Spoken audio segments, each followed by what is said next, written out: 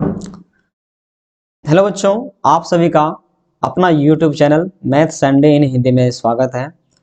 तो आइए आज हम पुनः क्लास 12 का मैथ का एनसीईआरटी चैप्टर 3 मैट्रिसेज का क्वेश्चन संख्या प्रश्नावली 3.1 का 7 से 10 तक का सॉल्व करेंगे, क्योंकि प्रीवियस लेक्चर में हम क्वेश्चन 6 तक कंप्लीट सॉल्व कर चुके थे। तो आइए बिना किसी देरी के शुरू करते हैं आज का पहला क्वेश्चन, यानी क्वेश्चन नंबर 7।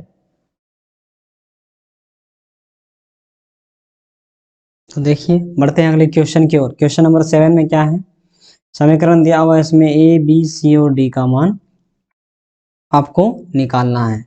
तो देखिए, प्रीवियस कंसेप्ट की तरह इसमें यूज होगा। तो सबसे पहले लिख लेंगे दिया गया समीकरण,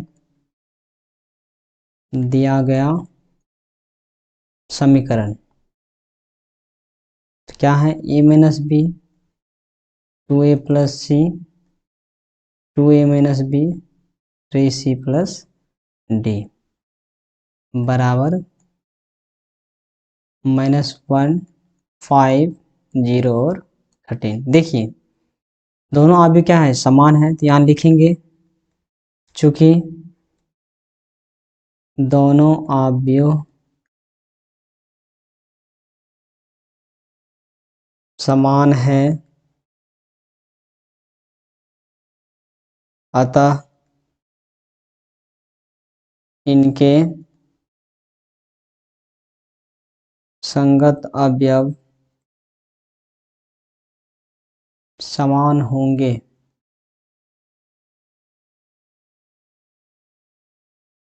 ठीक है, तो देखिए, इसका a11 इसका a11 बराबर होगा, यानी a माइनस बी बराबर -1। इसको मान लेते हैं समीकरण 1। ठीक है, अब देखिए दूसरा, इसको मान लेते हैं, यानी 2a माइनस बी बराबर कितना, 0। इसको मान लेते हैं समीकरण 2। इसी तरह ये भी अवयव इसके बराबर होगा, 2a प्लस सी बराबर कितना हो जाएगा, 5। इसको मान लेंगे समीकरण 3। ये अवयव इसके बराबर होगा, तो देखिए क्या होगा, 3c प्लस डी बराबर 13।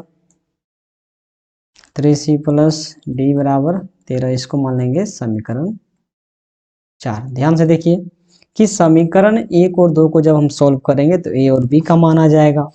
जब a और b का मान आ जाएगा तो क्या करेंगे, a का मान रखेंगे समीकरण 3 में।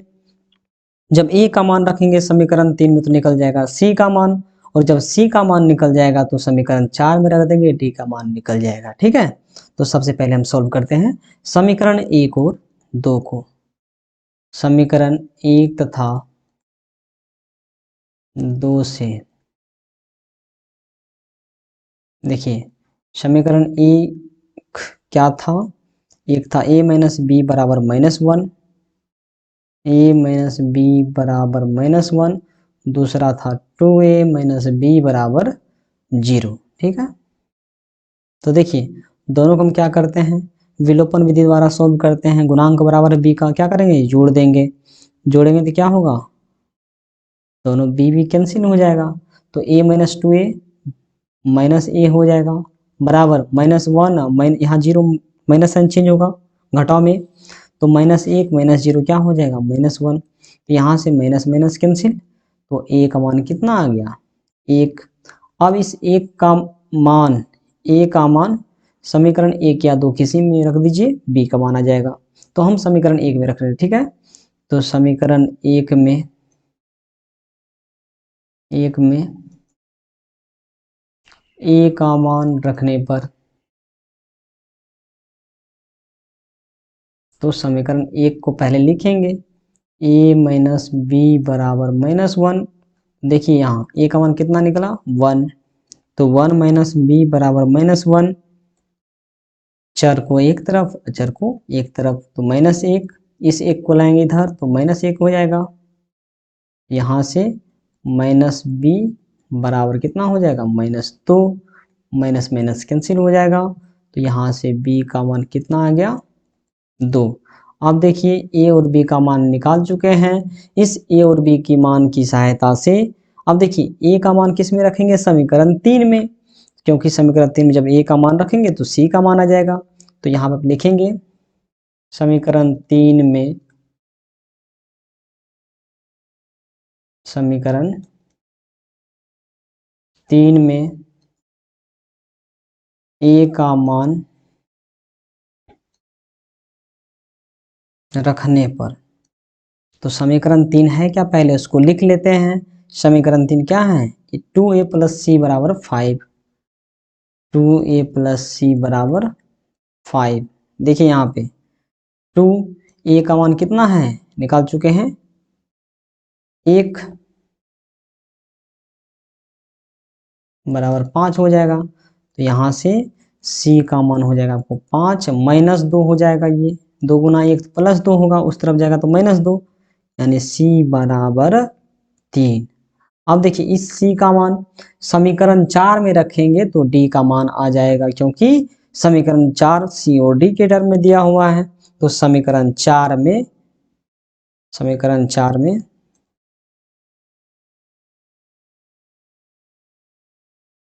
c का मान रखने पर,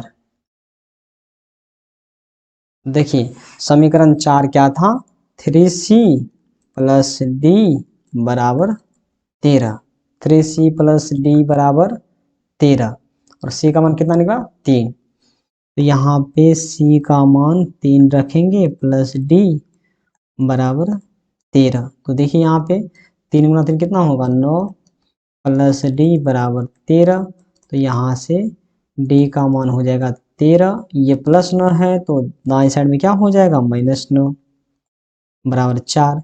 इसका मतलब d का मान कितना आ गया 4। तो सभी वेरिएबल का मान, सभी अननोन निकाल चुके हैं ABCD का मान। तो लास्ट में लिखेंगे अतः a बराबर 1, b बराबर 2, c बराबर 3 और d बराबर 4। यही आपका आंसर हो गया।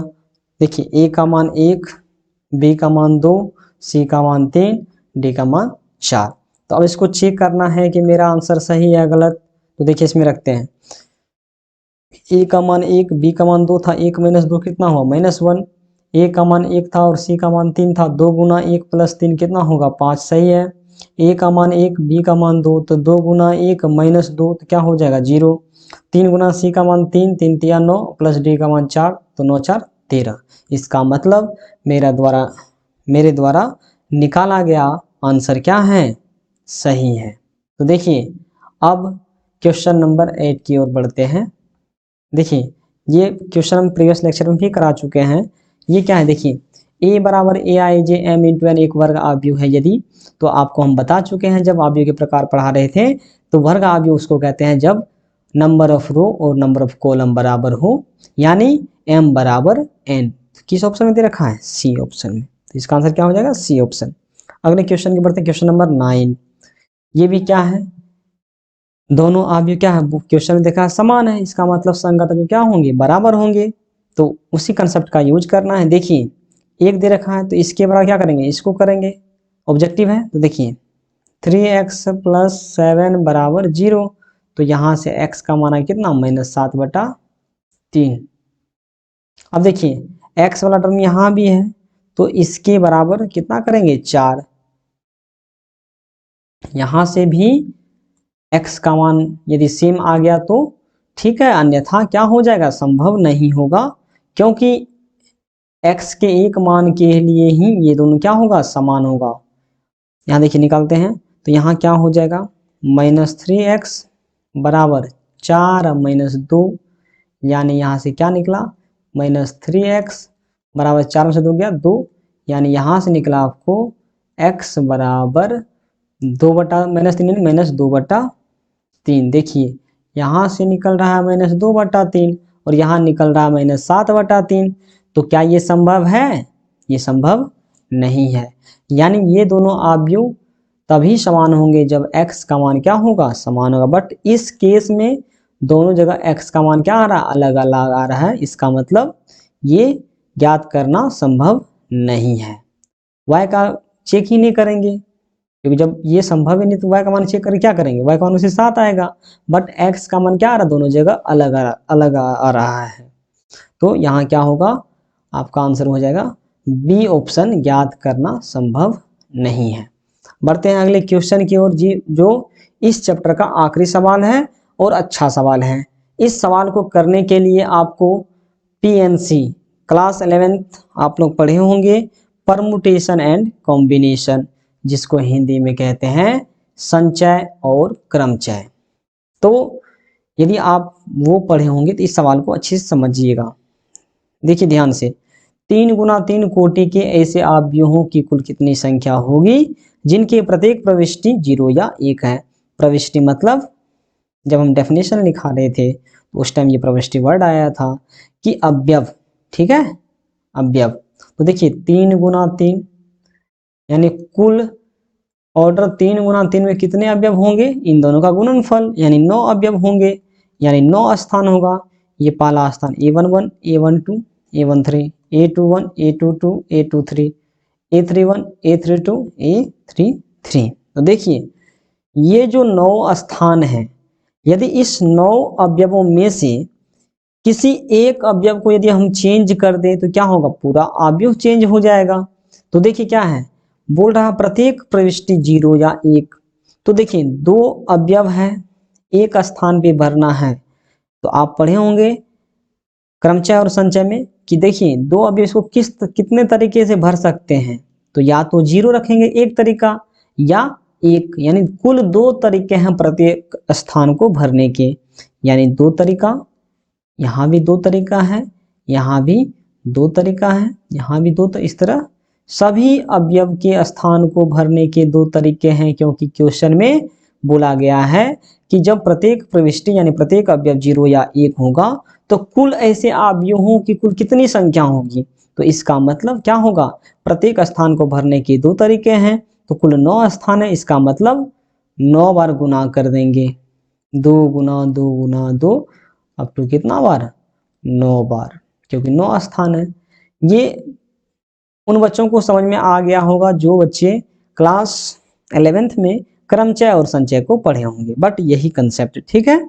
तो आशा करते हैं आप कि आपको समझ में आ गया होगा। देखिए 2 गुना 2 कितना बार, 9 बार, 2 की पावर 9, 2 की पावर 9 का मान कितना होता है, 512, ठीक है। तो आंसर क्या हो जाएगा, 512। अच्छा क्वेश्चन है। देखिए इस वीडियो के डिस्क्रिप्शन में हम सभी क्वेश्चन का टाइमिंग दे देंगे। तो जिन बच्चों को प्रीवियस लेक्चर में कंसेप्ट और उसके बेसिस पर सवाल एक्सरसाइज 3.1 पे आधारित क्वेश्चन को हम करवा चुके थे, तो जो बच्चे कर चुके हैं उनको यदि किसी क्वेश्चन में डाउट हो तो आप पूरा वीडियो ना देखें, और क्वेश्चन नंबर जो आपको डाउट है वो डिस्क्रिप्शन में लिखा रहेगा, क्वेश्चन नंबर, उसका टाइमिंग। तो डायरेक्ट आप टाइमिंग पे जा करके क्वेश्चन नंबर को देख करके अपना डाउट क्लियर कर लेंगे। और हाँ दोस्तों, यदि आपको इस वीडियो से संबंधित कोई भी डाउट हो तो आप मेरे कमेंट सेक्शन में लिखेंगे और उसका जवाब हम बहुत जल्द ही देंगे। और हाँ दोस्तों, ये वीडियो इसलिए लंबा हो गया क्योंकि कंप्लीट सॉल्व हम किए हैं इस एक्सरसाइज को, तो इसलिए थोड़ा ज़्यादा टाइम लगा, लेक्चर लंबा हो गया, ठीक है। तो आज के लिए बस इतना ही। और हाँ दोस्तों, यदि आपको ये वीडियो अच्छा लगे तो प्लीज़ लाइक करें, सब्सक्राइब करें और बेल आइकन की घंटी को दबाना न भूलें, क्योंकि जब हम नया वीडियो अपलोड करें तो आपको नोटिफिकेशन मिलता रहे। धन्यवाद, मिलते हैं अगले वीडियो में नए कंसेप्ट के साथ।